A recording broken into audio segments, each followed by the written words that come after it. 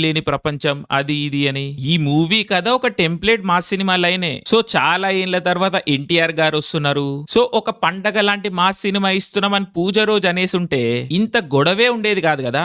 మనం కూడా ప్రిపేర్డ్ గా ఉండేటోళ్ళం. బట్ ఊరికేనే ఏదో ఏదో చెప్తా వచ్చిర్రు. అండ్ ఆ మాటలు మూవీ ఎక్స్పీరియన్స్ ని తక్కువ చేసినాయనే చెప్పాలి. అండ్ దానికి తోడు చాలా అంటే చాలా వీక్ రైటింగ్ అండి. మనం కూర్చొని ఏదనుకుంటే అదే అన్నమాట. కథ అయినా డైలాగ్ అయినా నాకు చాలా బాధేసింది. ఏదో క్యాజువల్ గా మా లైవ్ స్ట్రీమ్ లో కూర్చొని కథను గెస్ చేయగలిగినామంటే సో చాలా అంటే చాలా వీక్ రైటింగ్. దానికి తోడు ఎక్సైట్మెంట్ ని తగ్గించే డైరెక్షన్, అవే టెంప్లెట్ బ్లాకింగ్లు, డైలాగ్ల ద్వారా కథ చెప్పడం, క్యారెక్టర్లను అసలు ఎస్టాబ్లిష్ చేయకపోవడం, డ్రామాని పండించలేకపోవడం, ఎంతసేపు కథ ఓవరాల్ ఆర్కే పోతా ఉంటది. ఒక చిన్న క్యూట్ మూమెంట్, పర్సనల్ టచ్ అలాంటివి ఎక్కడ కనిపించవు. ఇలా చెప్పుకుంటూ పోతే చాలా వస్తాయి. బట్ ఎస్, దేవరాకి విలన్ మాత్రం కొరటాల గారే, అట్లీస్ట్ నా ఒపీనియన్ లో. బట్ ఇంకా వేరే ఆస్పెక్ట్స్ గురించి చెప్పాలి అంటే రత్న